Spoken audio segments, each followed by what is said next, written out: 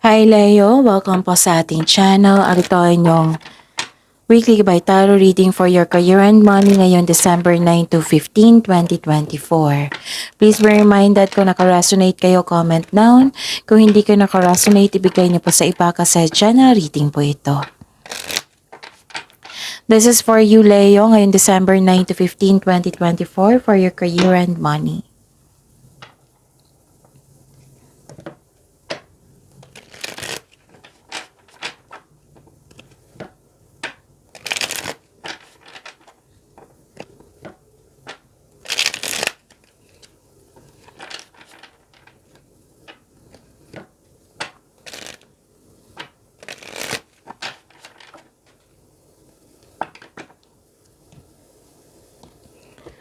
Para po ito sa inyong career and money, Leo, December 9 to 15, 2024. Maraming salamat po sa inyong patuloy na suporta at maraming salamat din po sa mga hindi nag-skip ng ads.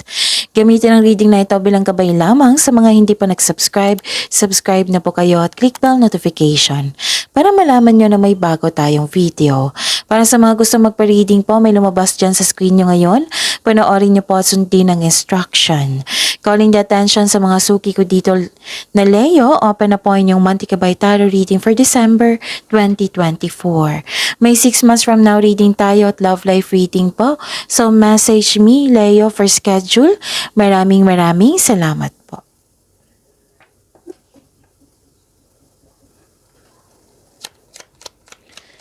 Spirits Guide, mga ganap po para kay Leo ngayong December 9 to 15, 2024. I need 3 cards po sa career and money nila. Okay. Leo, career and money.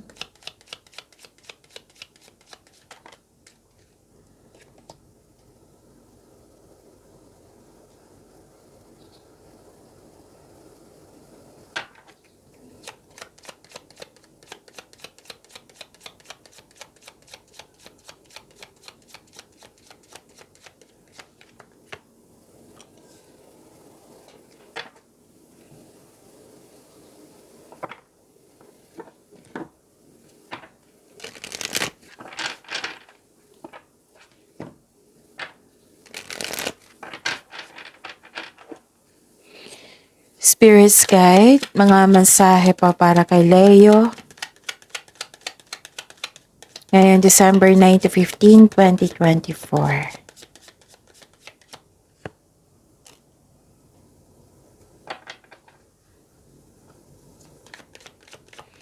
Career and money, Leo.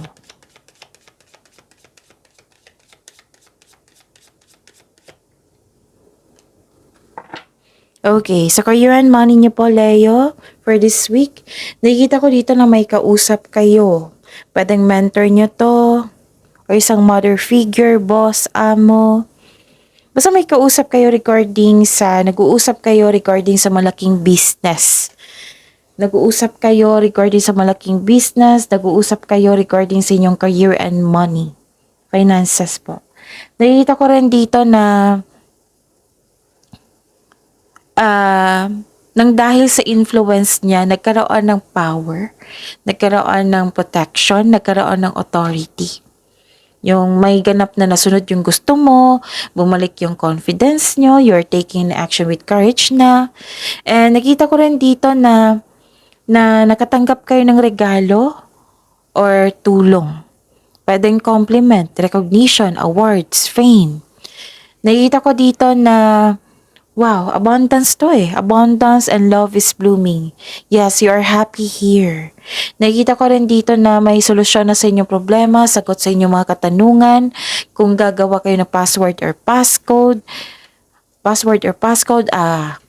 tandaan nyo po. Isulat nyo sa mini notebook nyo or sa journal nyo para hindi nyo makalimutan. Okay, Leo? So, may ganap na love life dyan. Free from problems and money troubles, okay? Enjoy the passion of love and be loved. Resources. Be grateful for what you have and save something for the future. Use wisely and as needed. Spirits guide na po yung energy sa career and money ni Leo ngayong December 9 to 15, 2024.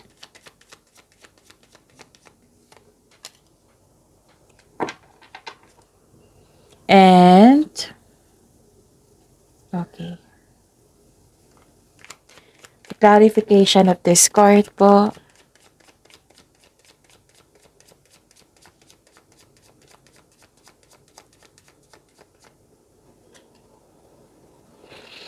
Remember, Leo, at the end of the day, alam mo na ikaw lang taong may kakayahan at responsable na gumawa ng sarili mong katotohanan at kinabukasan.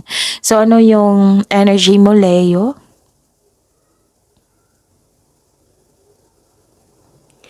Nakikita ko dito na nagkaroon po ng... okay. You have to be confident. Huwag niyong hayaan na anong tawag dito? Malamas manaig yung weakness. Kailangan yung labanan nito. Huwag kayong mag-give up. Kung uncomfortable kayo sa sitwasyon ngayon, labanan niyo po. Move forward. The advice, have faith in the universe. Face your fears with self-confidence and courage. So, feel your fears and take action. Okay? Be confident po sa week na ito. Leo.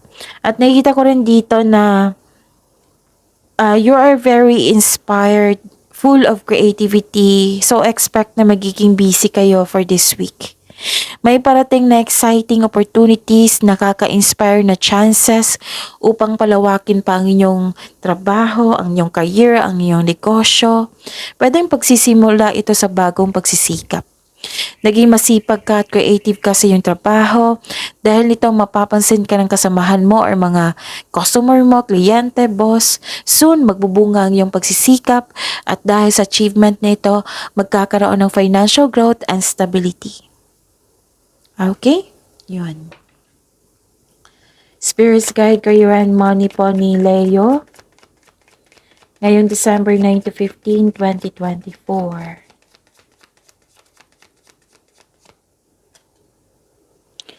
And the clarification of this card po.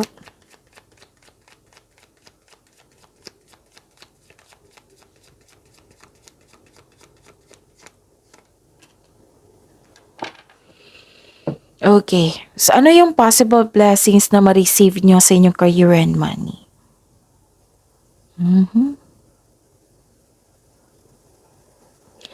Nakikita ko dito yung bagong simula. At actually, dalawang card na po ako nagsabi dito na may bagong simula. New journey. Ang ilan lang sa inyo, nagkaroon ng hesitation, yung fear of change. Pero matutuloy ito, ha? And may opportunity na magbibigay sa iyo ng financial growth. So, wag niyo daw ipagpaliban. Wag po daw kayo mag-hesitate. Kung nag-hesitate kayo, gawa po daw kayo ng konkretong plano. Okay? May opportunity na magbibigay sa iyo ng financial growth. Lalabas kayo sa comfort zone nyo. So, wag kayong magpadalos-dalos sa paggawa ng desisyon, ha? Konkretong plano ay kailangan. The support of the universe. Andito po. You are divinely guided. Okay? Nakikita ko rin dito yung pag-move forward mo para sa pagbabago. You're moving on from challenges.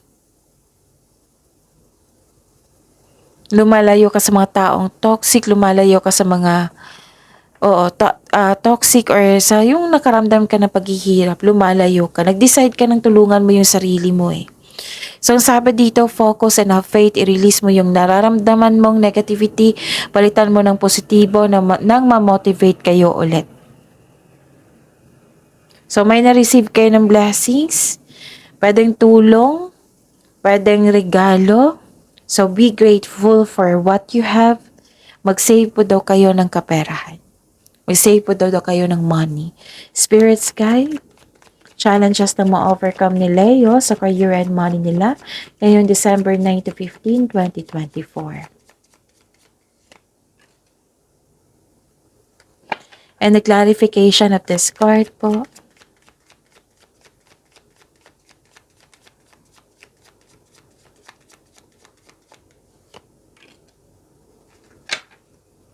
Okay. Maraming salamat po sa patuloy na tiwala at suporta sa ating channel. At maraming salamat din po sa mga hindi nag-skip ng ads. Nakita ko dito na nagkaroon po ng...